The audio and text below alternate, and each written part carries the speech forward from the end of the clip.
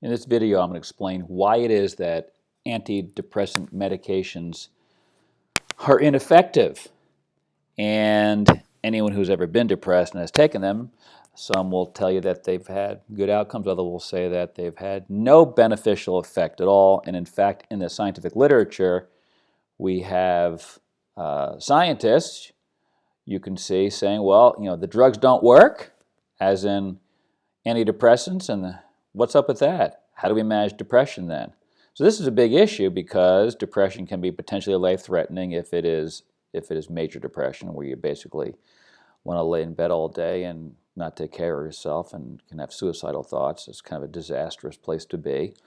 And by 2030, it's thought that depression is going to be the leading cause of disability. Right now it's pain, but depression is pretty close. So what do they say in this article? Well, they're blaming Dr. Irving Kirsch for initiating a media frenzy about the ineffectiveness of antidepressant medications in depressed people. So who's Kirsch? Well, here he is. You can see he is currently at Harvard University, and he's been here since down below. You can see 2011. Before that, he was at the University of Hull in Plymouth. This is the United Kingdom. And it was in 2008 when he and his group wrote the article about the ineffectiveness of antidepressants, and that's that's the paper that the 2012 article was citing. So let's get back to it. The arrival of Kirsch. What did he say? What did Kirsch and his colleagues say? Well, they said that antidepressants were not clinically significant for mild, moderate, and severe depression. And so, of course, if you are treating patients with these medications, you're like, well, now what do I do? If they're not effective, then I have no tool to treat. And of course, that's the wrong way to look at it. It's much more important to understand what it is that depression is, and then why would it be that these medications are not effective. And it's very obvious as to why they are not effective, and I will show you in the remainder of this video. So this was a paper published in 2019, and you can see sodium and potassium excretion predict increased depression in urban adolescents.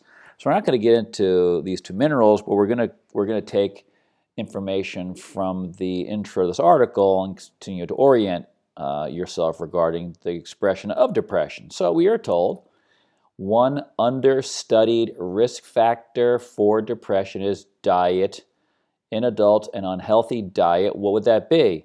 Highly processed foods, so packaged goods packed full of sugar, flour, refined oils. Fast foods, which is basically sugar, flour, and refined oils covering animal products and deep frying them.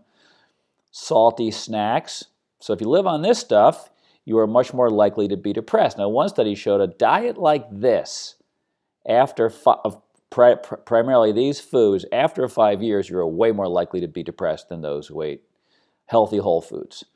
So they have demonstrated that eating like this is linked with current prevalence and greater incidence of depression over time, like I just described in that 5-year study, and that paper would have been Akbarali is the one I was actually referring to. So several intervention studies used randomized control trials that found that the consumption of a healthier diet led to a greater reduction in depressive symptoms in adults. So if you're living on what I call the drive-by self-shooting diet, you're living on dietary crack, no one should, and that's the average American. And if you're obese and sedentary and all the rest of that business, which is what the average American is, so if you're obese, sedentary, living on dietary crack, you should see why, clearly at this moment, that the chance for antidepressants having a meaningful impact are kind of weak, and that's because the flame is too high.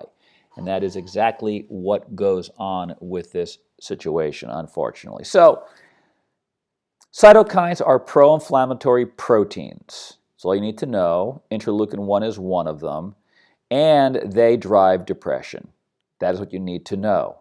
And I'll show you how you can turn off this excess cytokine production in a few, or I'll show you how excess cytokines get turned on in a few moments. So here is a paper that says neuroinflammation and comorbidity of pain and depression. Well, I, of course, got rid of the neuro and just put systemic, because if you're able to take blood from the big toe, the arm, or if you're able to innocuously insert a needle into the brain, blood vessel, and yank out blood, you'd find that the chemistry would be identical no matter where you are, because it's systemic flame. It's not just like high flame in one spot, unless you damage that area specifically. And that's not how depression and pain work. Well, pain, yes, a little bit, but not depression. Okay, so here's what a cytokine, here's what tumor necrosis factor is. This is what it looks like, molecular biostructure. Here's interleukin-1. Not that you're supposed to remember this. The point, though, is these are pro-inflammatory proteins. You should be thinking these guys are flame, and it's all about the flame. So when we think about how brain flame starts from stressful thoughts, we need to learn about another new communication molecule. So the cytokines drive depression. I'll show you the pathway in a little while. And then there's this signaling molecule. You can see stress. So stressors activate the alarmin system, or part of the alarmin system. So HMGB1, high mobility group box 1, is an alarmin that is activated by stress. So mental, emotional stressors, lack of sleep, lack of exercise, will activate this alarmin. And then this alarmin will lead to the release of cytokines. So let's see how that works. So we have over here depression. Nothing new there. Anyone who's depressed knows what this means. Any of you who have depressed friends or patients, loved ones, you know how terrible it is. And when we think about depression, it's almost exclusively considered in the context of serotonin. Dopamine plays a role, but serotonin is the big target. So serotonin production is reduced in depressed people. Dopamine production is reduced in depressed people. Well, what causes the reduction? Here are your pro-inflammatory cytokines that reduce serotonin and dopamine activity. Well, how do they get pumped up? Two ways. Let's first look at the pro-inflammatory diet. A pro-inflammatory diet will activate a signaling molecule called nuclear factor kappa B. I just call it the nuclear factor. So the dietary flame will activate the nuclear factor, and the nuclear factor inside the cell that it's activated. So the nuclear factor is inside normal cells, all cells. Pro-inflammatory diet will stimulate the nuclear factor, and one of the outcomes is an increased production of these pro-inflammatory cytokines. Down below, we see chronic sleep loss, sedentary living, chronic mental emotional stressors. They are going to impact brain cells, which include nerve cells, astrocytes, and microglia. Now, nerve cells are the communication cells. Astrocytes play a supportive and communication role and a pro-inflammatory role, unfortunately, and so do microglia. These are your immune cells in your brain. So all three of these cell types can be activated by these unfortunate lifestyle situations. And that leads to inflammation. Well, what happens is the nerve cells, astrocytes, and microglial cells that are activated by sleep loss, sedentary living, and mental emotional stressors, they release the alarmin, HMGB1. And the alarmin will increase cytokine production in two ways. It will also activate the nuclear factor to cause more cytokine release, and the same HMGB1 will activate another signaling system called the inflammasome, which then leads to more cytokine production. So there you have it. Now that's how it works. Let's take a look at this again where it's a little cleaned up, and you can go back and listen to this again if you like.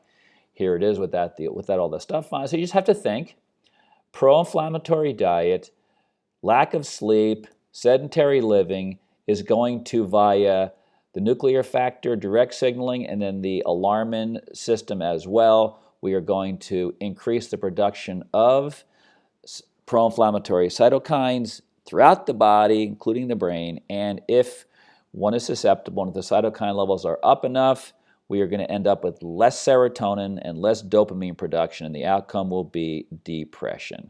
So if you live a pro-inflammatory diet, do not sleep enough, you're sedentary, and you are chronically, mentally, and emotionally stressed, you should hopefully see why taking antidepressant medications like your selective serotonin reuptake inhibitors that go after serotonin, things like Prozac and Zoloft, the historically two most famous selective serotonin reuptake inhibitors, you shouldn't be surprised that they don't work, because there's no way that taking an antidepressant can overcome the brutal flame of a pro-inflammatory diet, chronic sleep loss, sedentary living, and chronic mental emotional stressors.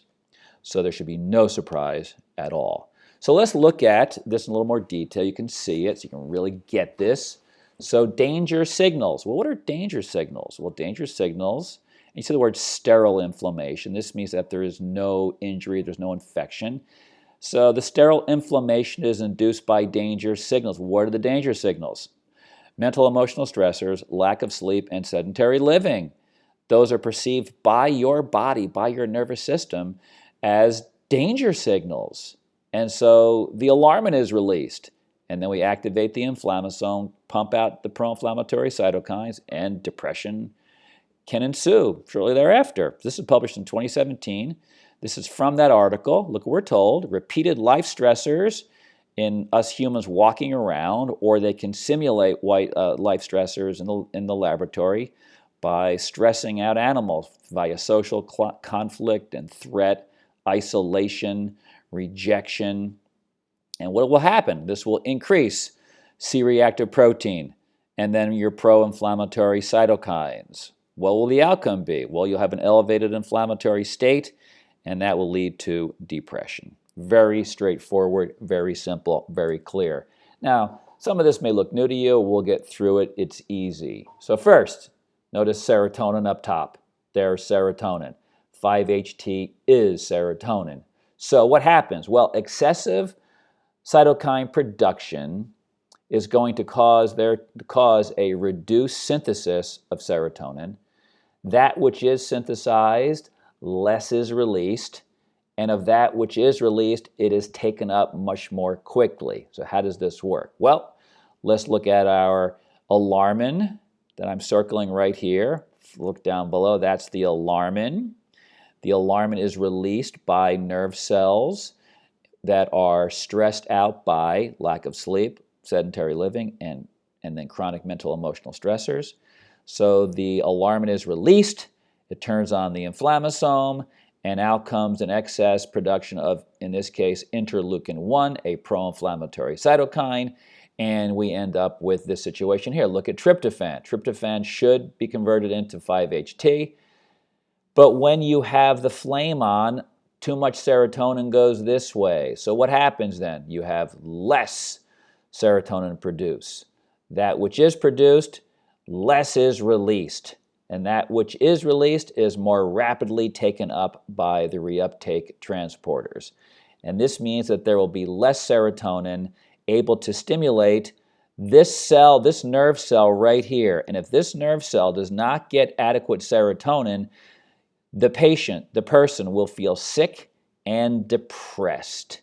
So that is how you want to look at depression. There is less synthesis of serotonin, less released, and much more rapidly taken up. So the nerve cell that could reduce sickness, symptoms, and depression, it will be unable to because there's a lack of serotonin. Let's look at this again. We have a pro-inflammatory diet, chronic sleep loss, sedentary living, mental emotional stressors are going to activate the nerve cells, astrocytes, glial cells. We're going to pump out excess cytokines, and we will have less production of serotonin, less release, and a greater uptake. So when we consider it from this perspective, drugs like Prozac and Zoloft, they are called selective serotonin reuptake inhibitors. They're called SSRIs.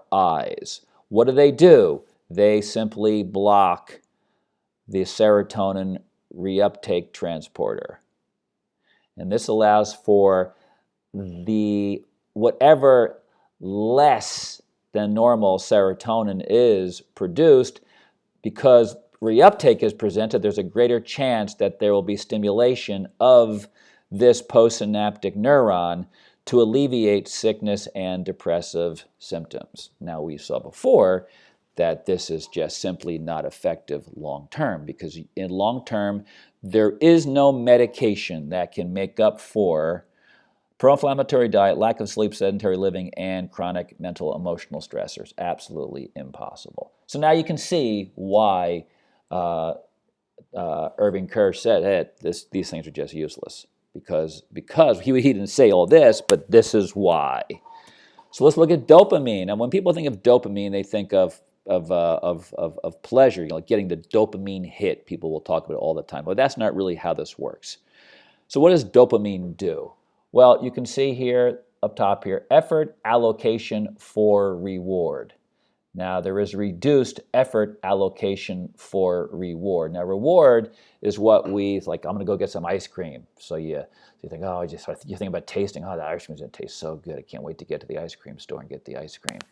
And so you get in your car, you get all excited, you drive off. Now, the second you start thinking about the ice cream, the second you're in the car, you're driving off, you're getting closer, closer, closer, that is dopamine driving you. So dopamine is what drives you.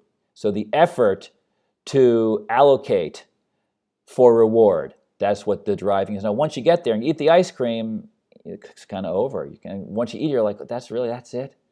That's because the dopamine experience was